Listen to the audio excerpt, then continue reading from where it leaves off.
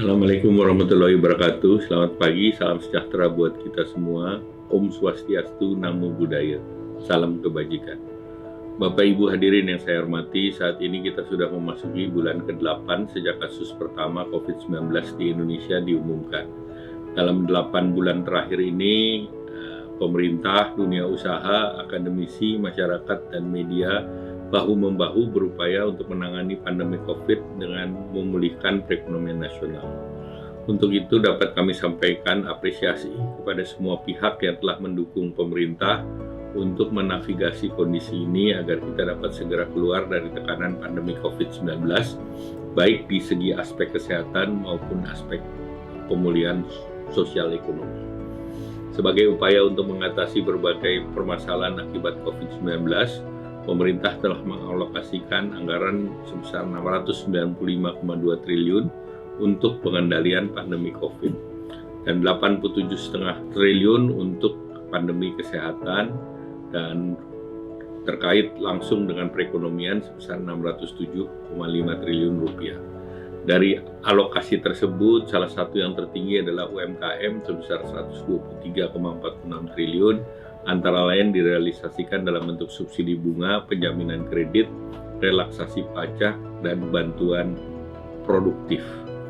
Selain itu, melalui Undang-Undang Nomor 11 Tahun 2020 tentang Cipta Kerja, pemerintah menyiapkan berbagai kemudahan bagi UMKM, utamanya di sektor mikro dan kecil, antara lain pembebasan biaya perizinan bagi usaha mikro dan keringanan biaya perizinan bagi usaha kecil, atau UMKM hanya butuh pendaftaran saja, tidak perlu perizinan.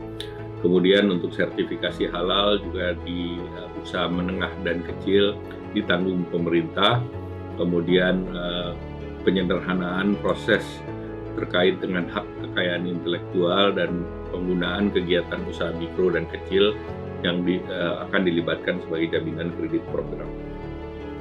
Prioritisasi produk jasa mikro dan kecil sedikitnya 40% di dalam pengadaan barang dan jasa pemerintah. Juga dilakukan insentif pajak bagi usaha mikro dan kecil, serta pendampingan baik itu manajemen sumber daya manusia dalam bentuk penganggaran, sarana prasarana, termasuk fasilitasi untuk digitalisasi. Digitalisasi UMKM pada dasarnya merupakan realisasi dari agenda besar, yaitu agenda pemulihan ekonomi serta transformasi ekonomi digital. Oleh karena itu, selain penguatan ekosistem UMKM, pemerintah juga melakukan berbagai upaya agar ekosistem digital, khususnya e-commerce maupun data center, dapat terus diinvestasikan di Indonesia.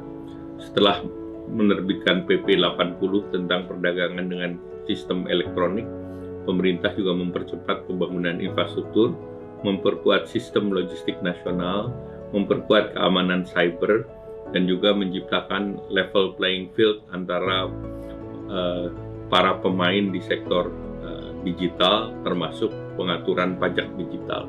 Kami menyadari bahwa pemerintah tidak dapat bekerja sendiri dalam melaksanakan pemulihan ekonomi nasional serta transformasi digital.